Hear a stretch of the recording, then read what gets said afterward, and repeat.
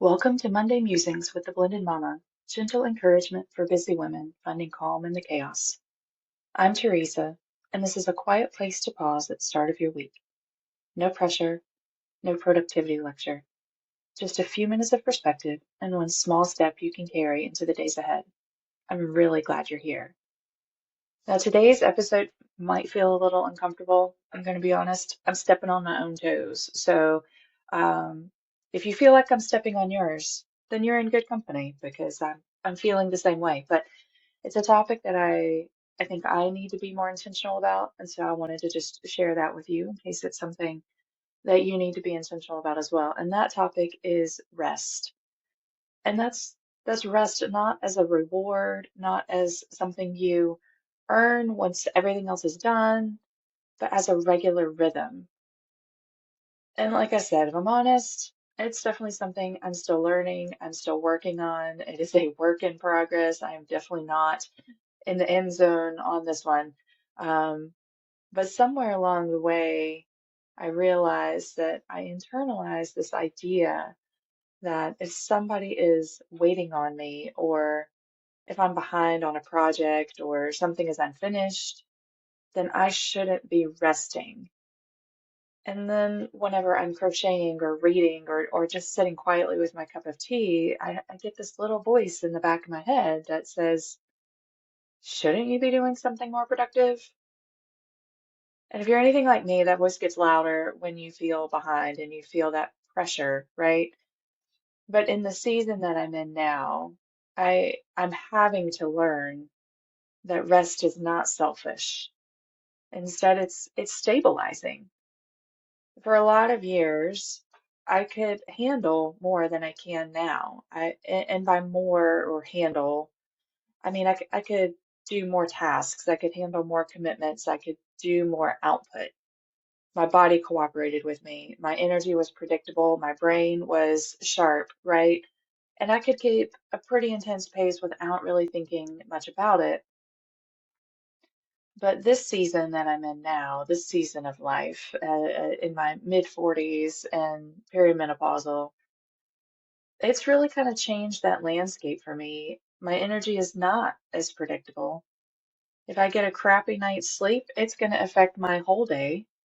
Brain fog is definitely real, and while I do have some supplements that are helping with all of those things, it's not 100%, and there are definitely still days where I just don't feel like myself.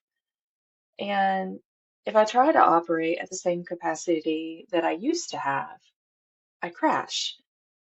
And when I say crash, I don't mean a dramatic burnout. For me, it really shows up in smaller ways, although they feel big in the moment. I get irritable. I snap at my family. I get frustrated with my peers. I can't tell you how many times I've had to call up somebody just to vent, right? Sometimes I might have what would people would call a tone, you know, the one when you're responding to somebody and the tone comes out sharper than you intended, and they definitely can hear exactly what you're thinking, even though you're not saying it. I might be told I need to fix my face, even when they can't see my face because they know what it looks like based on that tone. And the frustrating part is that it's often directed at the wrong person. The people who are closest to us are usually the ones who feel it first. And another kind of sign to me that I'm trying to do too much is that I make mistakes. And they're not necessarily huge mistakes, but most of the time they're obvious when you step outside of yourself a minute. Maybe it's, providing the wrong answer to a question or forgetting something that normally would, have just been a natural thing, or reading the same sentence 3 times because my brain just isn't processing it at the moment. And when those things start happening, it's usually a signal to me that I am running on empty, that I have overdone it, that I have expected too much. But here's the tricky part for me. Instead of resting, my instinct is to push harder because I don't feel like I should rest. I feel like I should get it done, right? I need to work longer. I need to fix it. I need to catch up. But the truth is that pushing harder when you're already depleted rarely works in the long run. It drains your tank even faster. And for me, that's where scheduling rest becomes really important, right? It's not waiting until you collapse to rest, where you're forced to rest.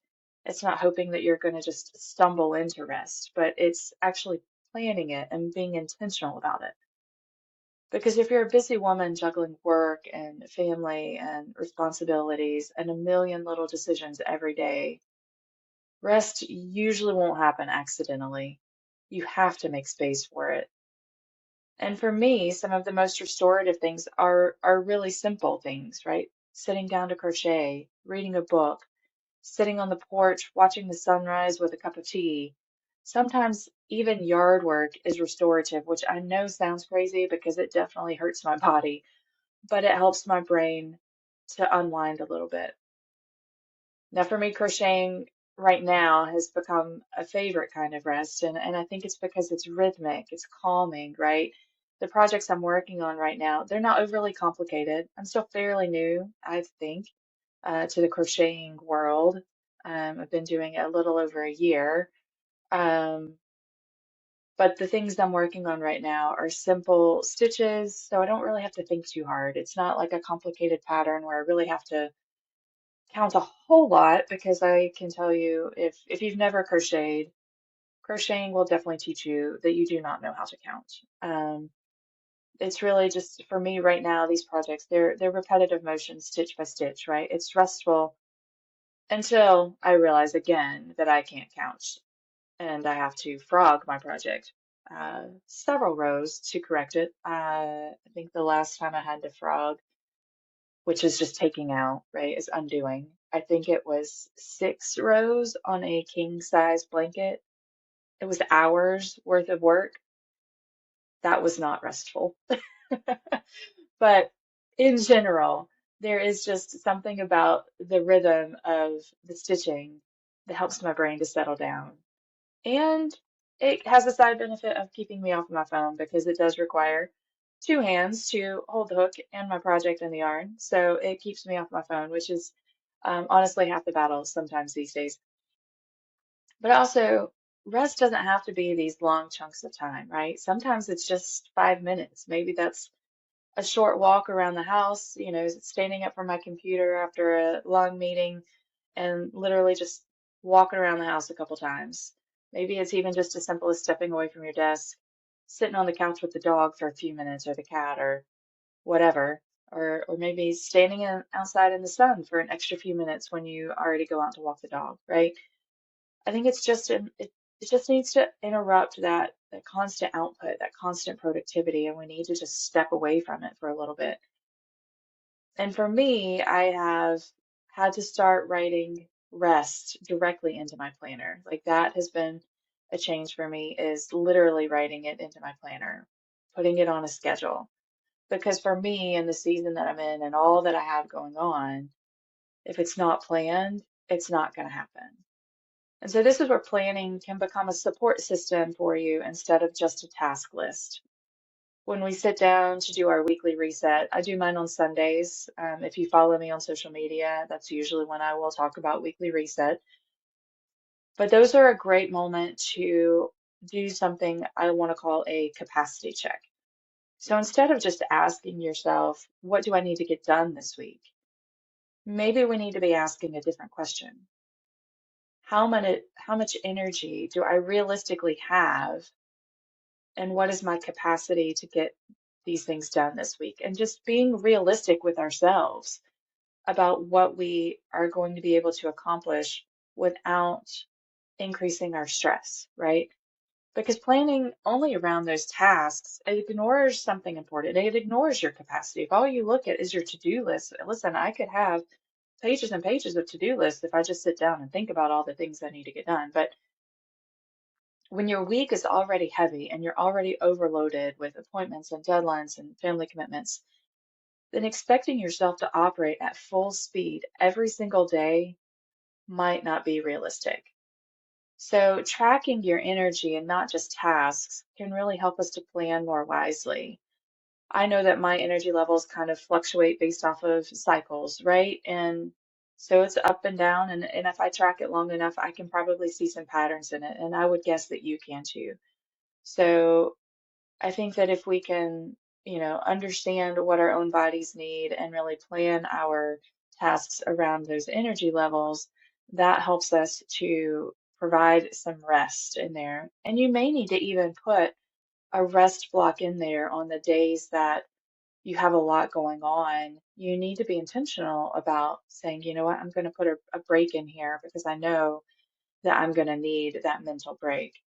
And planning this way can help us adjust our expectations before we're already exhausted and help you prevent some of that burnout.